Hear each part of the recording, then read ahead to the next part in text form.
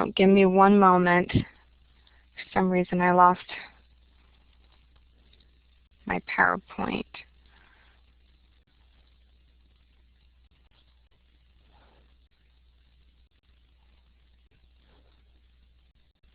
Oh goodness, I'm sorry, I'm having technical difficulties. Give me a second.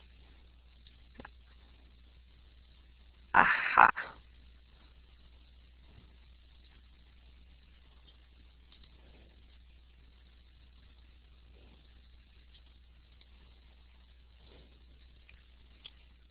Okay, welcome everybody. This is, let me go from the beginning here. All right, welcome everybody. This is the hard case for soft skills presented by Career Services. I'm going to go ahead and introduce myself to the room. My name is Brenda Brinkerhoff. I'm one of the Career Services advisors. And here in the room today is Landria Manchego. She's with Career Services. She's going to be taking attendance. And then as well, we have Jana Lynn in the room today. And Jana Lynn is showing there, Jana Lynn Schwab, Career Services, because she's one of our advisors as well, and she's going to be present in the room to take questions that I'm unable to answer, because sometimes I'm going through slides, and you guys all know how that goes sometimes, right? I'm going through slides, and sometimes I miss your message because 16 people did something all at the same time. I'm not trying to be rude. Sometimes it just happens. If you need to privately message any of the advisors on subjects that have nothing to do with the presentation, I highly encourage that, because it really does distract the room. So go ahead and click on Landria or on Jana Lynn's name, and you can privately message them if you have questions that are outside of what we're discussing today. There's going to be a lot of great information today, just so you know.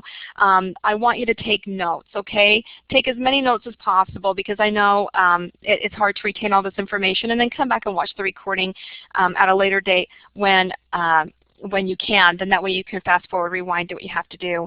Please as well stay all the way to the end, as I'll be going over many of the resources that Career Services provides, and you'll be seeing where I've cited those resources, so that gives you an opportunity to review them on your own and be able to gain some of the information that I wasn't able to share when it's in this presentation form.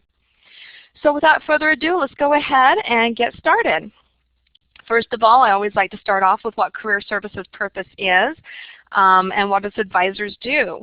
We actually give you career specialized driven advice, and then we educate you on how to build your own personal brand name, as well as we provide tools such as networking and communication skills. And our goal is for you to obtain employment in your chosen field and receive the highest salary possible. So kind of consider us like your career coach, because we provide the employment opportunities that you'll apply for, and as well Career Services is dedicated to your personal and professional growth. And there's our credo right there that shows exactly how dedicated we are to your success. And being that we do this sort of development, that's where soft skills comes into play, and makes a lot of sense why Career Services is in charge of that.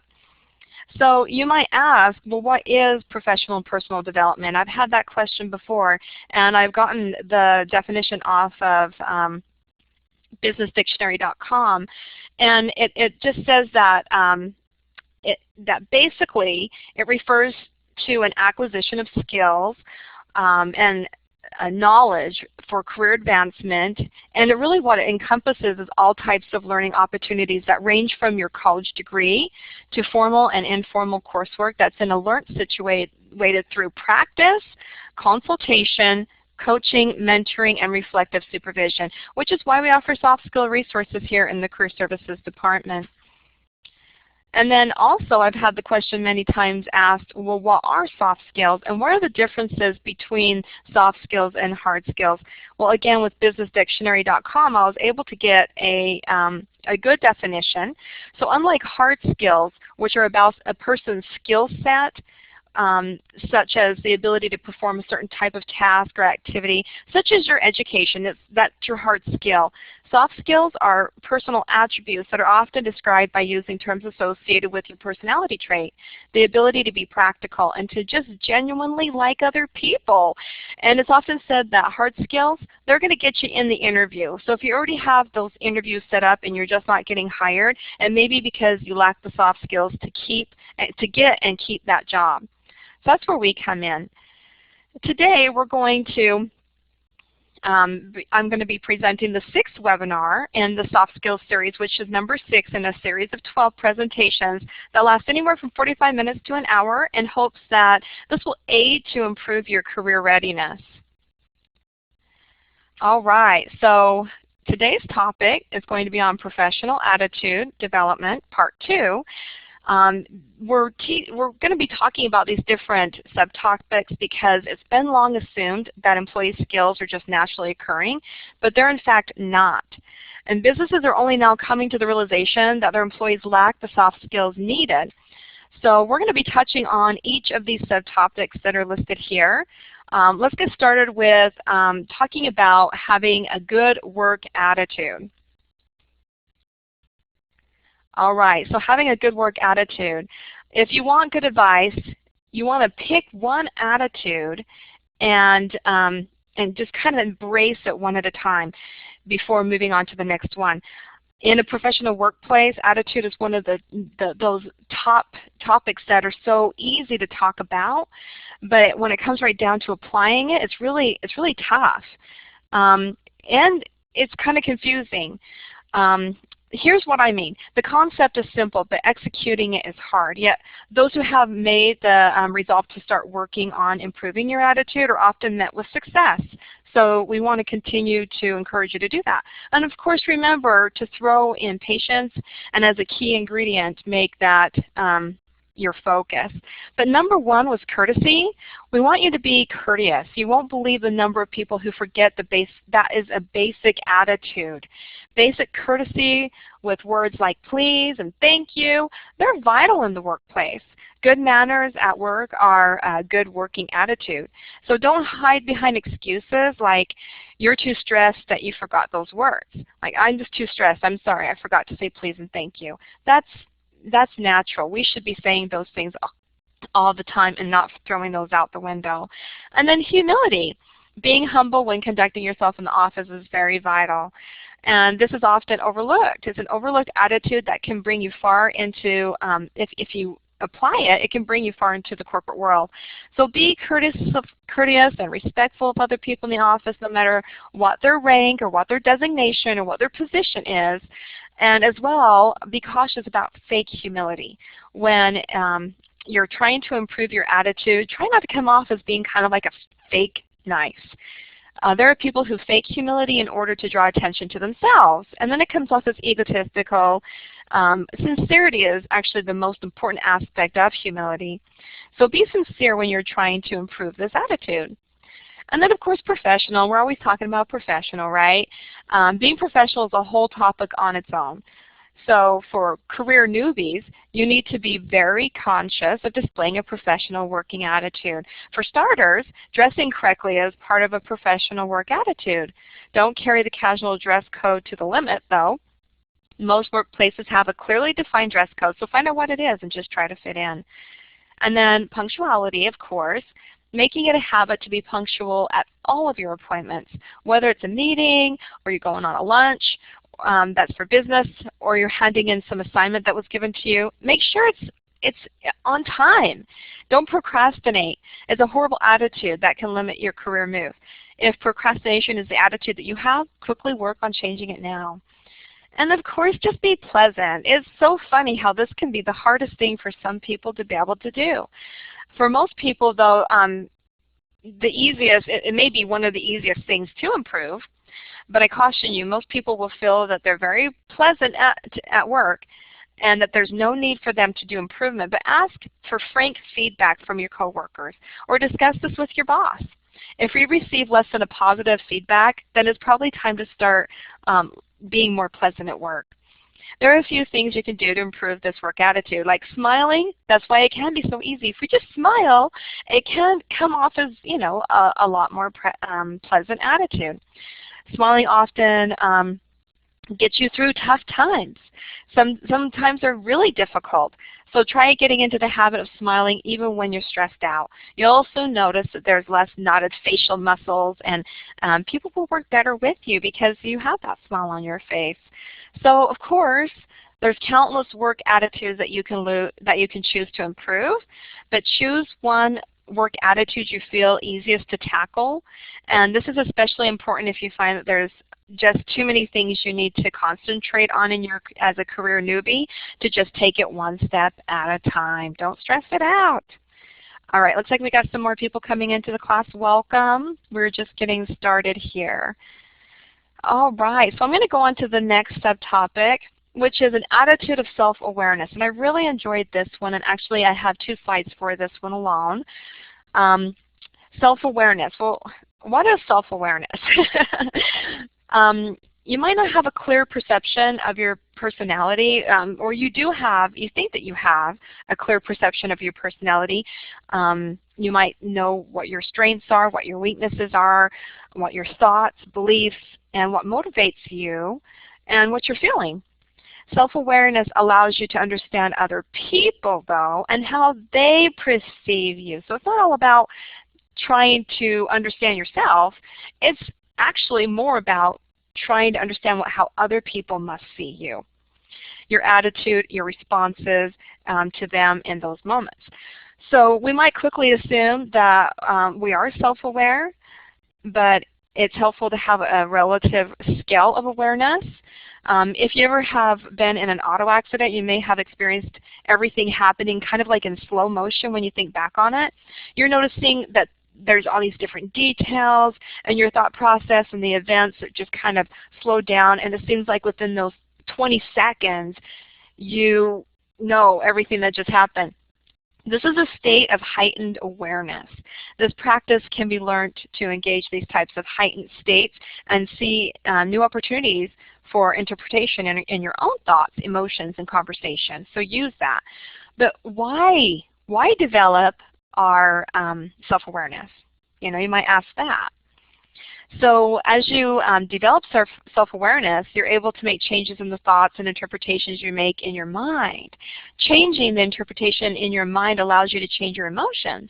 Self-awareness is one of the attributes of emotional intelligence. You might have heard that before. There's actually a LinkedIn page called Emotional Intelligence that is really great, interesting articles fully loaded there. So look for that on your LinkedIn, called Emotional Intelligence. And it's an important factor in achieving success. Self-awareness is the first step in creating what you want and mastering it. Where you focus your attention, your emotions, reactions, personality, and behavior determines where you go in life. Having self-awareness allows you to see where your thoughts and emotions are taking you. It also allows you to see and control your emotions, behavior, and personality so you can make the changes that you want. And until you're aware in the moment of the controls in your mind and thoughts and words and behaviors, you'll have difficulty making changes in the direction of your life. So that's why we should want to be more aware. So you might ask the question, how does self-awareness relate to professional relationships? So, you know, you might not understand how that works with professional relationships and self-awareness. But yeah, they really do apply to each other. Hi, welcome, Lisa. Welcome. We're just getting going here on the second topic. So how does that relate to relationships? Well, relationships are actually really easy until there's some sort of emotional turmoil. And anybody that's ever been into a relationship understands that. It's cool up until there's an emotion. This is the same whether you're at work or in your personal life. So when you can change the interpretation in your mind of what you think you can change in your emotions and shift the quality of your relationship, when you can change the emotion in your relationship, you open up entirely new possibilities for your life. Having a clear understanding of your thought and behavior patterns help you understand other people. This ability to emphasize facilitates better personal and professional relationships. So that's why it's related to relationships. And we'll talk about how to do all that in just a little bit. We're just getting it out there on the table. So how do I develop the self-awareness? Very good question. Self-awareness is developed through practices in focusing your attention on the details of your personality and behavior. It isn't learned from reading a book. So when you read a book, you're focusing your attention on the concept, the idea of the book. With your attention in a book, you're practicing not paying attention to your own behavior, emotions, and personality. Learning to be mindful and self-aware is like learning to dance. So think about that. When you're learning to dance, we have to kind of like pay attention to our bodies and what we're doing with our feet and where our hands are and where our partner's at and where the music is and the beat. And if you have enough floor space, and then you're aware of the other dancers. Self-awareness isn't learned from a book, and it isn't learned from doing the tango either. So let's see, Dee said something. A little personal note leading to a quick question. Okay. So how can I be sure who I really am? Oh, this is not so much, like I was saying a little bit earlier, not so much about being aware of yourself. And I think the video will kind of explain that. This is more about being aware of what other people might be perceiving of you. And we'll learn as we continue on in the presentation that we can use our words to be able to do that. We can use our actions to be able to do that. And obviously having the condition like you were mentioning, you know, you are having to be very aware of yourself, and I'm not a doctor, but these are just practices that you can try and incorporate so that you're coming off as somebody with a good attitude. That's all that's about, is that you're not coming off as being self-serving, egotistical, and have a sense of entitlement, which is all the subjects we're going to get on later. So you'll see how this all is incorporated in just a little bit. But very good. I like you guys interacting with me. Go ahead and do that when you can. So if you have an emotional reaction like out of anger or frustration, you'll notice that many of the thoughts and the small triggers that build up towards those emotions, you also notice that when moments you can change your interpretation in your mind or stop judging or believing like you know what the other person is thinking. In this heightened awareness, you instinctively make better choices in your thought process long before an emotional reaction or destructive behavior. Making changes in your behavior is much easier to do when you catch them early in the dynamic before the momentum of the thought and emotion has gathered steam. The changes in your mind and behavior become simple and easy steps when you develop self-awareness. So that's what I wanted to lead into here in the video. And I'm going to go ahead and, let's see, where did the video go? Oh, there it is. I'm going to go ahead and give you the YouTube in the comments here. So for those watching from a smartphone or from a tablet, will be able to see.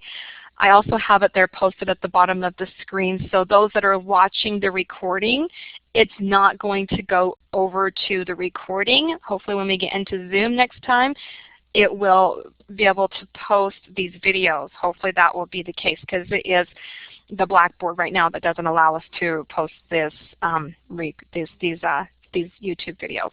So anyways, here's a short video clip that I think explains well what self-awareness is not. Actually, it's going to explain what self-awareness is not, and it gives you a better idea of how to identify true self-awareness.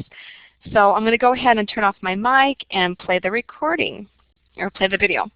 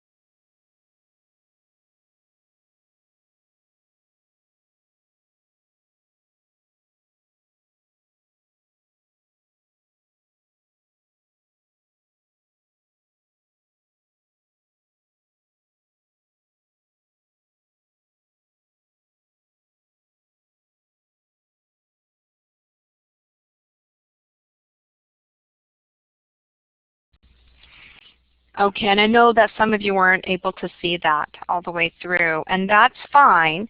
Some of you were. I know that happens all the time. It really depends on what you're watching it on. If you aren't watching it with a PowerPoint capability on your computer, that can be the case. So, right, it might just be a PowerPoint capability that you have. So I don't know, but it does work for some. It just doesn't work for all. And so you just have to plug that into your browser window. And it may do that again in the next one, but I know that some people are able to actually watch it, so I apologize about that not being the case. And hopefully Zoom will fix all that, to be honest. All right, let's go to the next topic. I hope you all enjoyed that video, though.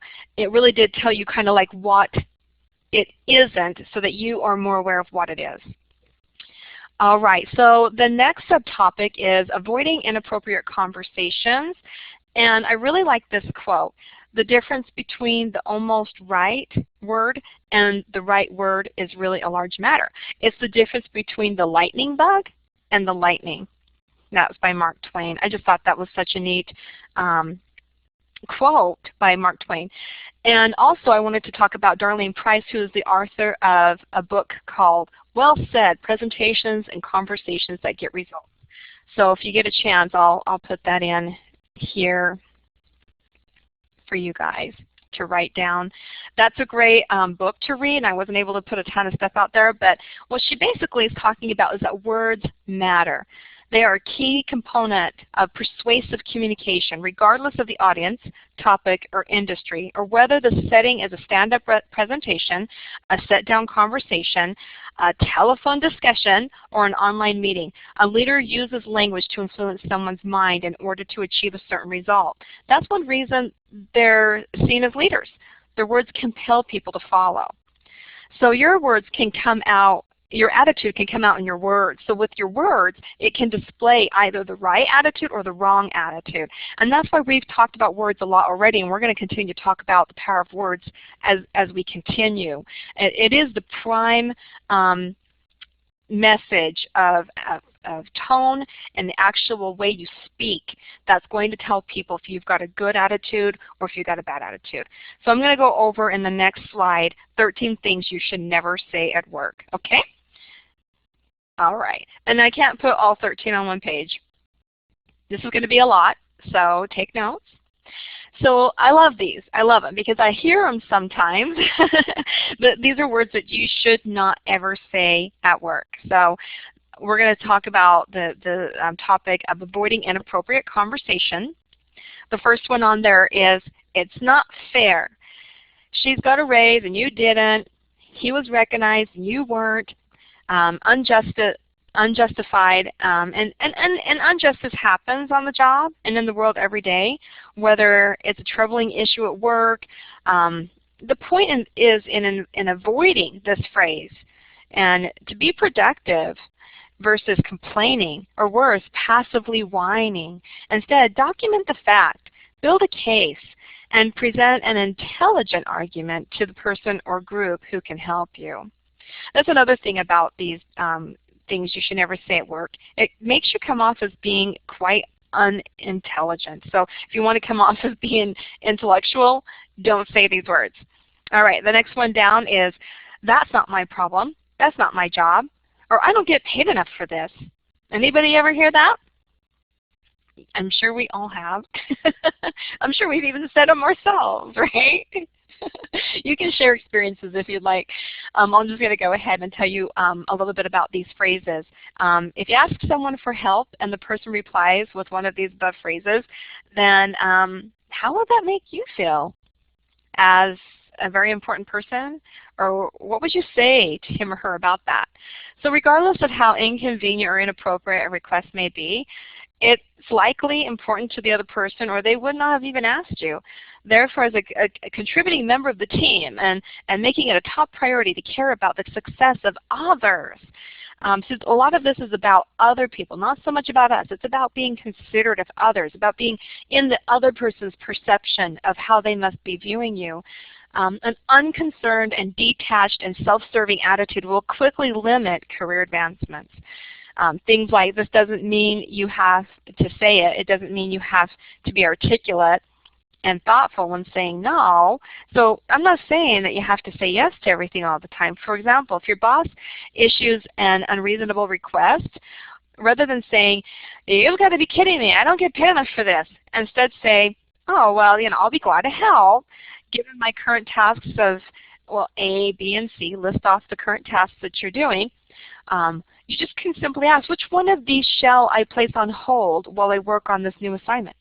So this will clearly communicate the teamwork and the helpfulness while reminding your boss in your current work that you have a lot on your table already, on your plate already, and that you need to set realistic expectations without saying, hey, I already have a large workload. These are unrealistic expectations, or what do you mean you're going to have me do something else? Just simply say, yeah, I'll be happy to help, but I have, given the fact that I'm doing A, B, and C, which one of these should I put on hold while I do this new assignment? You see how that helps? So, hi, Rachel. Thanks for joining. All right, so the next one down is just the word I think. I know that's probably funny to even think that could be a problem, but I think is actually not being assertive enough. So which of these two statements sound more authoritative?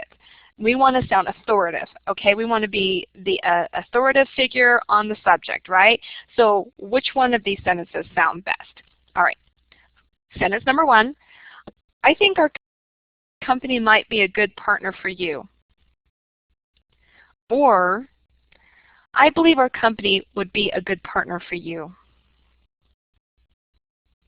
Would I believe be better? Number two. Yeah, or I think. I believe, because then you're confident. I'm confident that our company will be a good partner for you. That's what you're telling them. You can say that too. Anything but I think. There's a slight difference in the wording. However, the conviction communicated to your customer is profound. You may have noticed the first phrase contains two weak points, think and might. Did you notice I changed the word might? They risk making you sound unsure or insecure about the message. Conversely, the second sentence is assertive, uncertain, to convey a command of content and passion for your subject. Substitute the word think with believe and replace might with will. All right, and then the next one is no problem. When someone thanks you, the courteous and polite reply is you're welcome. The meaning implies that it was a pleasure for you to help that person and that you received their appreciation. Though the casual laid-back phrase, no problem, may intend to communicate this, it falls short. It actually negates the person's appreciation and implies the situation could have been a problem under other circumstances. In business and social situations, if you want to be perceived as well-mannered and considerate, respond to thank yous with, you're welcome. That's so much better. Okay, and then the last one on this page is, oh, I'll try. You say no problem at work all the time fashion. Well, you're going to have to start saying you're welcome, and that really does sound more like you're accepting that praise. So another one is I'll try, the last one. So imagine this. Imagine it's April 15th, which everybody knows is tax day, and you ask a friend if they'll drop off your tax returns before 5 p.m. on their way to the post office that morning. What would you think if he replied to you and said, oh, okay, I'll try. This is like an important thing. It has to be in by 5. If somebody replied, okay, well, I'll try, you'll probably likely feel that you maybe need to just smell that yourself. Why? Because the phrase implies the possibility of failure. If your speech, especially with senior leaders, replaces the word try with the word and intention of will, the seemingly small change speaks huge volumes. So even though you may be thinking, well, of course I will. Yeah, I'll take that. If you say it in a way that implies that there is a possibility of failure, like, okay, I'll try, then you're going to lose a lot of trust and faith with your boss as well. Do or do not. There is no try. Oh, from Yoda. Great, Keith. Yeah. Okay, so then on the next screen, I had the rest of the 13. And these are a doozy. I love these. The very first one there is, he's a jerk, or she's lazy, or my job stinks, or I hate this company. Okay, you know what? You know where I've heard these before? When I've done mock interviews with students, and I've asked them about their job or something like that. That's what I hear sometimes, and it just, I can't believe that. Oh, Landry, remember the little engine who could? I think I can. I think I can. He was wrong. Oh, I love it. Thanks, Landria. So nothing tanks a career faster than name calling. Just to tell you, if you ever in the presence of an employer, never bash your past boss, ever. Okay? Never be like, well, he was a jerk and she was lazy, or that job stank, or I hated that company, to a new perspective and new prospective employer. Not only does it reveal juvenile schoolyard immaturity, it's language that's liable and then it's fireable. If you actually said that on the job that you hated this company, you represent this company, and that is the reason for them to terminate your employment. So avoid making unkind, judgmental statements that will inevitably reflect poorly on you. If you have a genuine complaint about something or someone, communicate the issue with tact, consideration, and neutrality. Okay, let's see. We've got lots of comments here. And you never know who in your network will remember that sort of name calling. Yeah, exactly. You might be in the lunchroom thinking, oh, nobody here knows so-and-so, but you start talking bad about somebody you work with to somebody you don't think knows this person, and you can find out like you could be working for that person later. Or, there was a job opportunity advancement in the company, and that was the person you were going to be applying with, or they were one of the hiring managers or the decision makers, and you're complaining about somebody in your office, or they do know the person that you're complaining about. So whoa, just do not say those words. All right, I like the next one. We get that a lot with changes. If there's a change in the company, we hear this. But we've always done it that way. And I understand, like we're going through a system change right now, our job, like here in career services, well actually the whole company. And sometimes we're just like a little frustrated because we don't want to learn a new system. But change is inevitable. And we always need to be kind of rolling with the punches and being flexible because the most effective leaders value innovation. Creative thinking and problem-solving skills and their employees is a huge value. And so in one fell swoop, this phrase can completely reveal that you're the opposite, that you're stuck in the past or inflexible, and that you're closed-minded. Instead say, oh, wow, that's an interesting idea. How would that work? Or another thing you could say is, well, that's a different approach. Let's discuss the pros and cons, because you might be right away having all these questions flag in your mind like, that's not going to work. So discussing pros and cons in a nice fashion of, just having discussion rather than, throwing out, that's not going to work, and things like that, which we're going to talk about some of those in a minute. Yeah, everything is changing, exactly. Everything does change for sure. Let's see if anybody else made a comment. Thanks, Lisa. All right, so under that one is, that's impossible, or there's nothing I can do. All right, so like, really? Are you sure you've considered every single possible solution and you've exhausted every effort? Are you sure? Really? You have? So when you make the mistake of saying these negative phrases, your words convey kind of a pessimistic, passive, or even a hopeless outlook. Like you're just done. You're giving up. This approach is seldom valued in the workplace. Employers notice and they recognize and then promote the can-do attitude. Despite the glum circumstances, communicate through your words that you can contribute to the situation. Instead, try something like this. Well, I'd be glad to check on it again. Or let's discuss what's possible under these circumstances. Or what I can do is this. Like, offer a solution.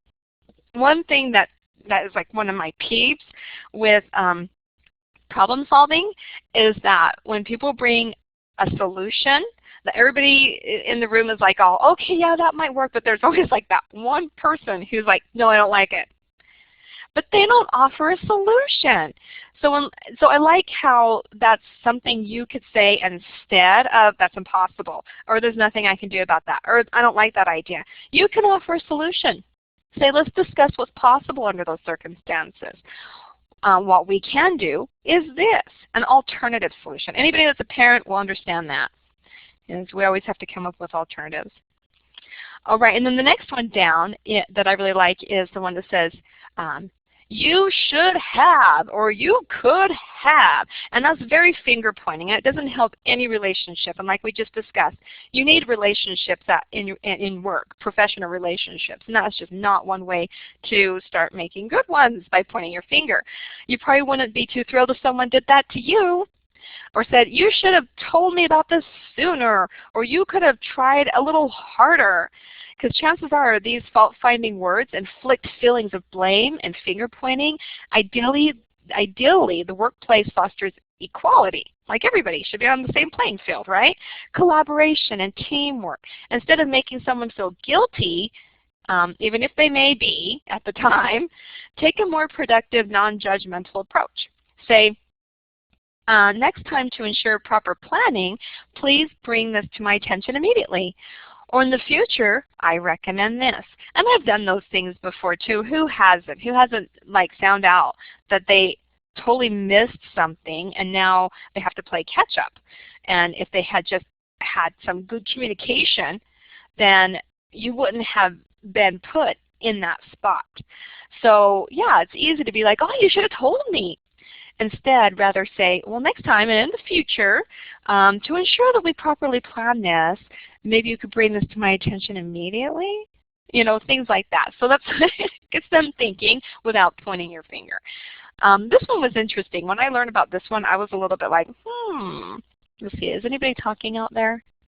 Oh yeah, okay, there's some messages here. Okay. A woman at my last place of employment cannot be referred out for another job because she has earned herself the sad reputation of being an argumentative, negative team member. I know. You can become unemployable for that. Like if employers call and they say, hey, would you, you know, I'm trying to get a reference. Like most companies will only tell them if you're rehirable. And you could be literally on the list of not rehirable because of the attitude. I mean, you could have gotten fired for something different, but they put you as non-rehirable because you had such a crazy attitude. The only possibilities in life are the ones we make for ourselves. There is usually another way to do things, just maybe not always enough time to find it. And that's really hard. That's why we talk about awareness, because it's really hard to get the right words at the right time. If we are a little bit more aware of how other people see us, a little bit more aware of our feelings and how we are responding, then we'll be able to come up with the right words at the right time. It does take a lot of patience, but just like with dancing, it takes a long time to get the steps just right. But in practice, in conscious consideration, you will be able to be patient. It comes in practice. Awareness comes in practice. Avoiding these kind of negative statements comes in practice. So yeah, so thank you for sharing that, Lisa. Let's see. Oh, you never had so many issues with Blackboard. I'm sorry, Dee. All right, let's see. Oh, I'm going to go ahead and go on. Let's see, I'm not sure. Yeah, you guys are still talking about something else. All right. So then I'm going to go on to the word that says, you guys. So reserve the phrase you guys. I thought this one was kind of funny. Reserve that for friendly conversations that are outside of the business. Referring to a group of people as you guys is not only inaccurate if women are present, it's also slang, and it lowers your level of professionalism. With the fellow professionals that, like your boss, coworkers, clients, you guys, with terms such as your organization or your team or simply you, substitute that instead of you guys. Say your organization or your team or just simply you. I hear a lot of ladies and gentlemen. That would be good. Yeah, you have to be considerate of the gender, of course. And then the next one is, I may be wrong, but, or this may be a silly idea, but do any of those sound confident? How do you think people are going to perceive you if you say that? So these phrases are known as discounting. They diminish the impact of what follows and reduces your credibility.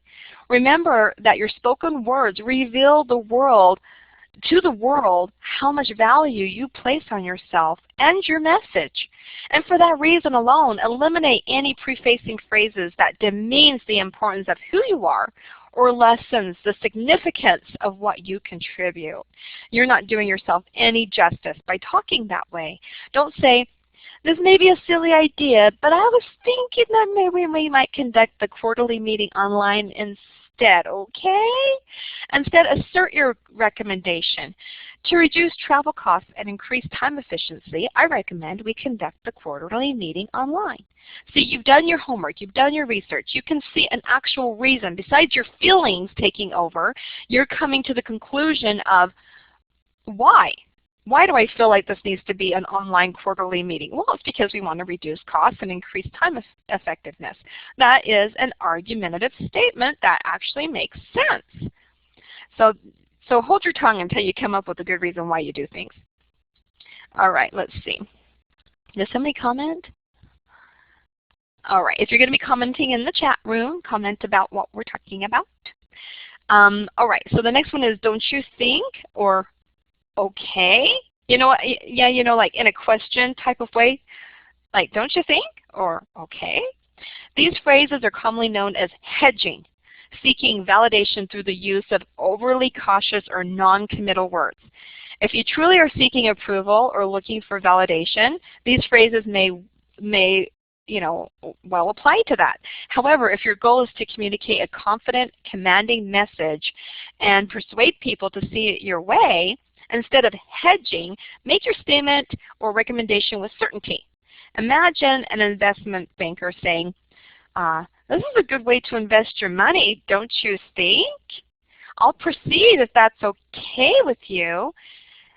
Somebody come up to you and said that and they were investing your money, I wouldn't be giving them any money. Instead, you'd probably want to hear something like this. This strategy is a wise investment that provides long-term benefits, and with your approval, we'll wire the money by 5 p.m. today.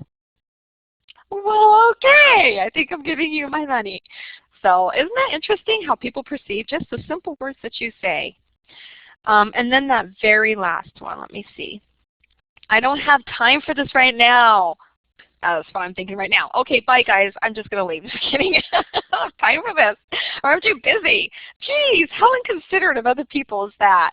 So even if the statements are true, no one wants to feel less important than something or someone else. I mean, we do say that sometimes, but don't say it. You might think it, just don't say it. So to foster a positive relationship, like we're talking about with having relationships that are professional, convey empathy. Say instead, I'd be happy to discuss this with you after my morning meeting. Or may I stop by your office around 1?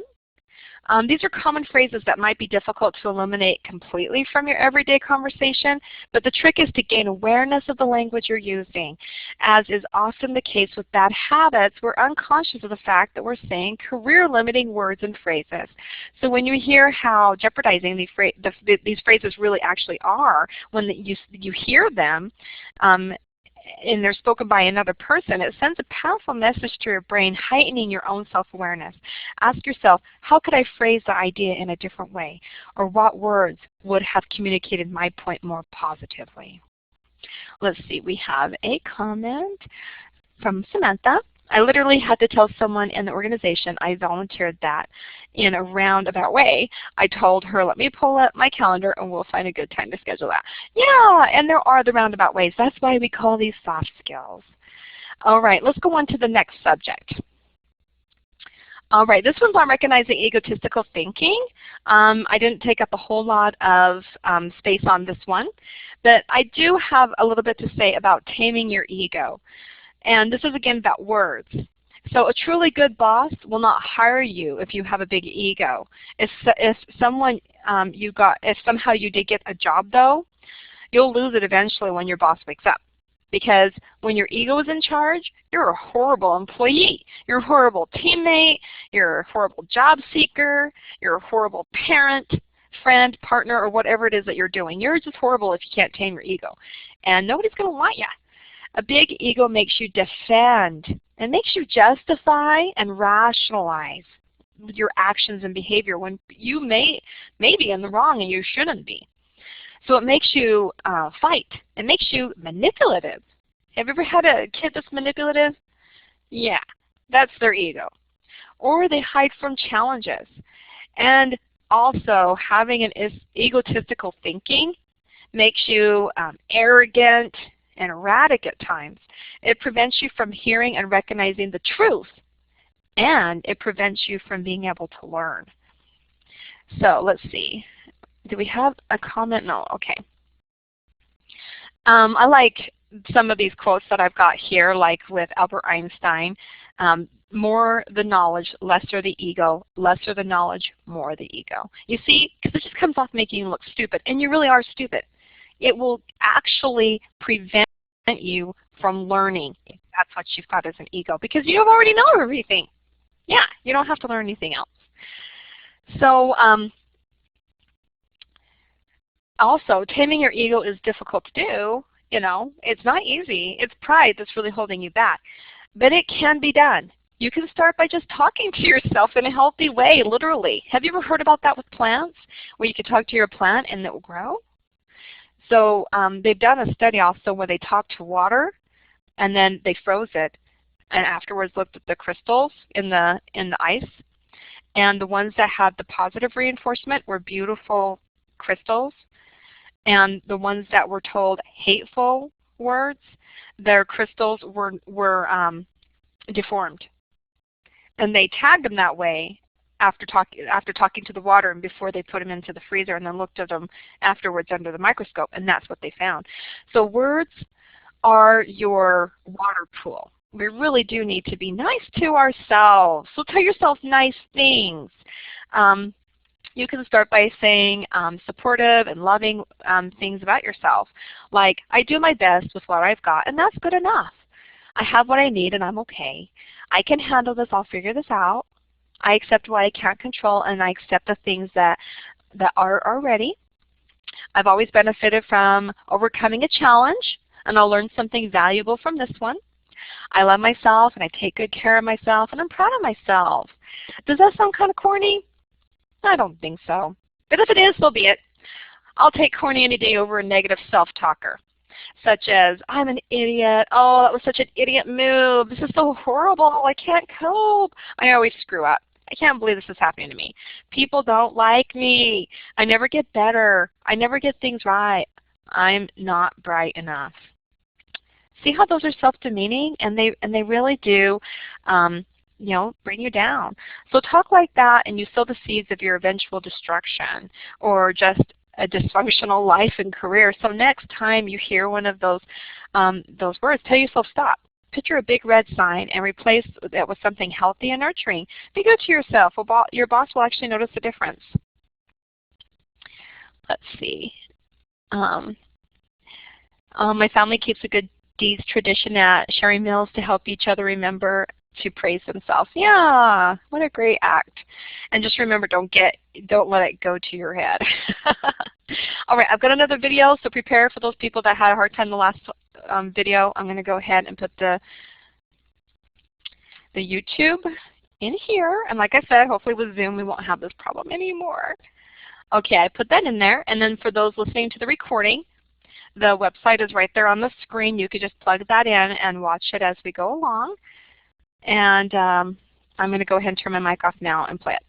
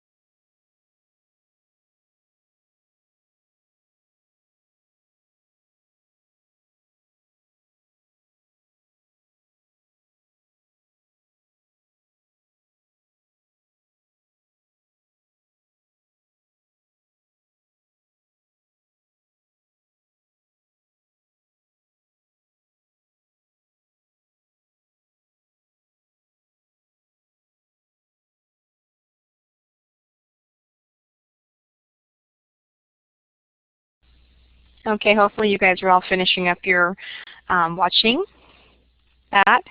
I'm back now from watching that video. If anybody is still finishing up watching that, I'm going to go ahead and talk about entitlement. That was the entrance to the subtopic of entitlement, the last one that we're going to talk about tonight. And it was really interesting. I like the part where he said, well, the gal came on and said, you know, I hope that my generation can see the difference between Hollywood reality and reality, because I know for myself I have a teenage daughter who just loves the little Disney Channel sitcoms and thinks that like life is going to be handed to them. Like they're going to be rich, she's going to be rich, she's going to have all these clothes, she's going to be living on a ship, you know, sailing, having great time, cruises, shopping. So yeah, no, it's really, it's a different world than what I grew up in for sure. But how do we combat the sense of entitlement now that we know it's there, now we know it's existing? And this isn't to bash on any generation, you know what I'm saying? Like there's the millennials, there's the Gen X, there's the me generation, there's a whole lot. But we see one common thing that's happening amongst all of these generations that are coming up into the workplace now, coming up here now, is that they are literally expecting to receive a future. Like they think it's going to be put in their lap without the hard work that goes along with it. And like that one guy said, he thought that it was a learning experience to get an F. And it should be, because we learn from our failure.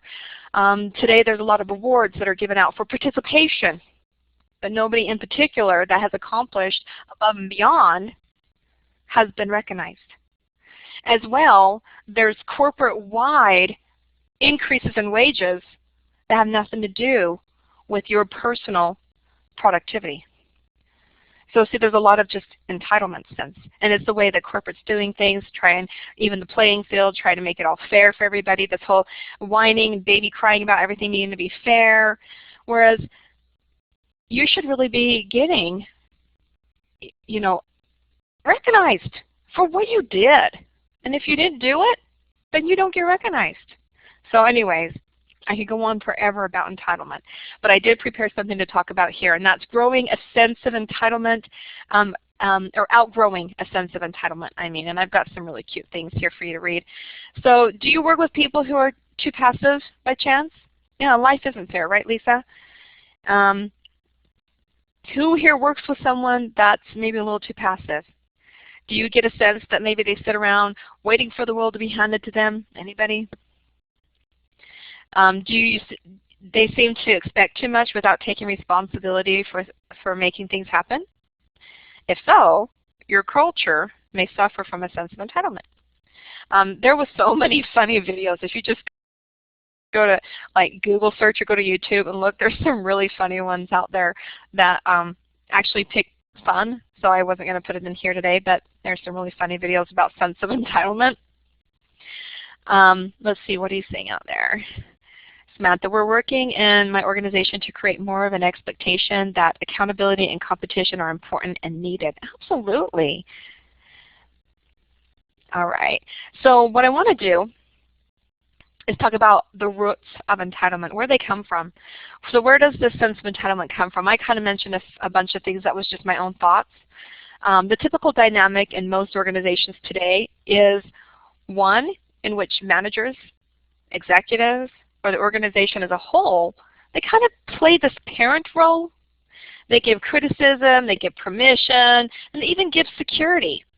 Whether it's a performance, you know, they're appraising that performance, or they're doing a compensation increase, or you're working together on an assignment. Managers think that they have to give assignments or give feedback. Meanwhile, employees we kind of play as employees a child role. Now this is all wrong, okay? But this happens where employees are dependent on the parent for what they think and how they feel. While managers give assignments and feedback, employees are left to just take rather than act. they react to what is given. A sense of entitlement is not just the fault of the employee or the manager. It is fostered by both of these groups playing their respective role. Fortunately, there's a third option, the adult role. The adult is logical, independent, self-sufficient, and rational. That's what we want to be. The adult will say, I will solicit my own feedback. I will go out into the world and figure things out for myself, and I'll do it calmly, and I'll do it rationally. So if that is your situation, or if you find yourself getting into that situation where your boss, you're leaning basically codependently on every word that your boss says about you in order for you to feel good about yourself, then don't. Become this adult in the relationship, not this child. Let's see, are we talking here?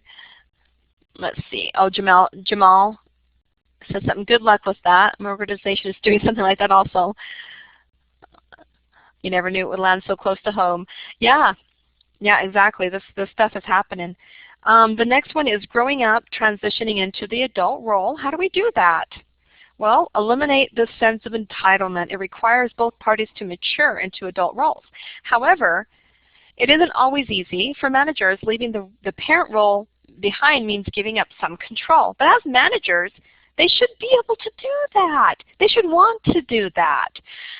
This perceives loss of power that for a boss sometimes can feel kind of terrifying, because ultimately they're responsible and they're going to get the bigger boss on them if their team doesn't produce. Because self-sufficient employees may be more challenging and free-thinking. Managers worry about letting them be that way, and I'm so very thankful myself to be working in a department where I'm not micromanaged. They just trust me to do my job. And my boss, Barbara McCann, is just amazing that way, where she just gives us free range. She says, hey, this is the deadline, this is what's due, do it, and I trust that you'll do it right. And it just really gives you that free-thinking, self-sufficient adult relationship. They may figure out that the bosses might be thinking, oh, well, they're going to figure out that I don't have all the answers. And it's true. Your boss is just a person. But by the same token, for employees, leaving the child role means they have to exert more effort.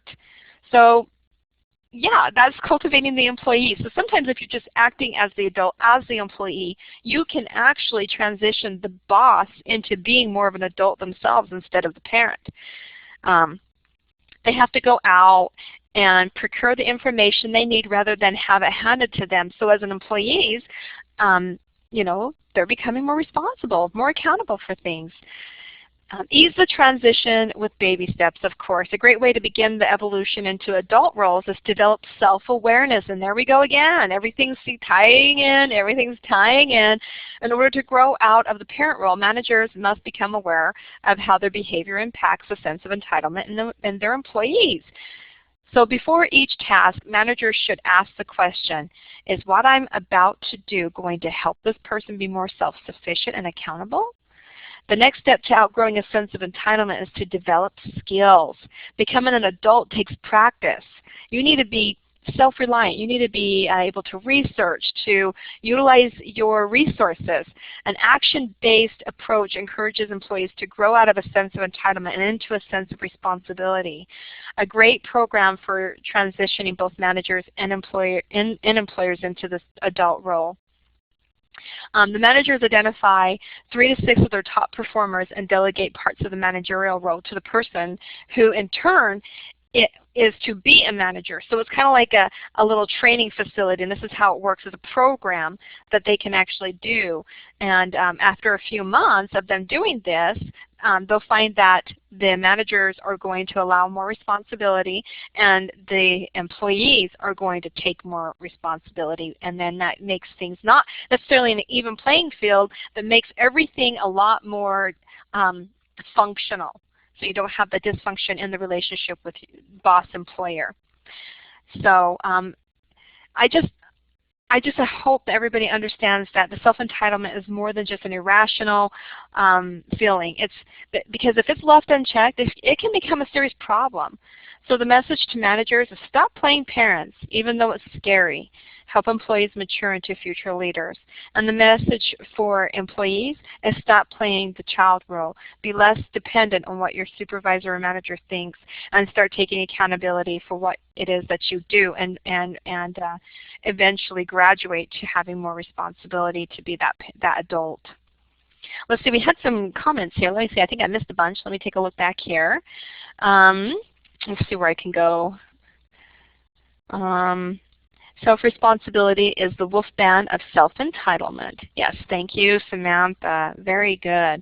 Well, you know what? That wraps up everything that we were going to discuss today. See, those are all of our subtopics there in Professional Attitude Development Part 2. This is what we learned. And let's see. So we discussed each of these subtopics, and I hope that they gained valuable, insights to you. I want to show you where we've gotten all these references from. Here's the references of everything. 1, 2, 3, 4, 5, 6, 7. There's 8 different places that this information came from. So take a look at that and write them down. That way you can go to the sites and gain more knowledge about it. All right, now this is a time for questions, and as well I want to address the folks that are listening to the recording. If you are listening to the recording, you would want to email onlinecareerservices@Stevens-Henniger. You'll want to let me know which topic you were listening to, what date you watched it, and something that you learned. I want to know, did you learn anything from these? So if you're listening on the recording at home, I want to know those 3 things. So send it to online.careerservices@stevenshenniger.edu. And for those that are attending, don't worry, we already got your attendance. We're going to get you a certificate, no problem. All right, and so I just want to thank you all for showing up today and viewing this Soft Skills webinar. You want to tune in for our next presentation, which is Tuesday, July 15th. We're going to start a new subject of conflict management. It's going to be broken apart into different segments, so part 1 and then part 2. And here is a list of all the different ones that are going to be coming, including starting there with July 15th all the way to the end of the year. So mark your calendars for that. And then if you're wanting to watch the recordings, they're on Shark, or all of the 5 that were prior to this one, which is the 6th. And it takes usually a month to get it up. So just go on there. You can watch the archived ones from 2012, which are exactly identical to the ones that are from 2013, but they just have different presenters. If you want to listen to both years, that's fine. We'll give you exactly identical certificates for both years. It's just going to be identical. So I'm just going to say a different year. I don't know if you want to necessarily go through all of 12, being that when we revamped it in 2013, we actually did a better presentation, in my opinion. But you can. You're welcome to. Everything is eligible for certificates at any point of time. And going into Zoom is not going to affect these recordings because they're already converted into YouTube. So they will be up there forever and ever. And then we have a huge resources out there. There's 24 different professional videos, and they only last 4 to 7 minutes each, so I suggest you all go out and watch all 24. And then here's our team. This needs to be updated, but this is the most up-to-date one that we have. And so if you're, again, interested in who your career advisor is, go ahead and email online.careerservices@Stevens-Henniger, and we will be able to get you in connection with your advisor. All right, well, thank you everybody for coming. I appreciate your coming out. Does anybody have any questions you want to discuss at this time? Let's see, I've got some thank yous. Aw, thank you guys. Aw, thank you. Thank you for your compliments. Let's see what you say about Forbes. Yeah, Forbes is awesome. I love Forbes. I have my favorite websites that I use. Let's see, oh, you hate conflict, Emily. Yeah, can't wait for the next one then. All right, thanks guys. You appreciate me, I appreciate you. Thank you. Thanks for coming out tonight. Sorry I went over a little bit. Have a great night, guys.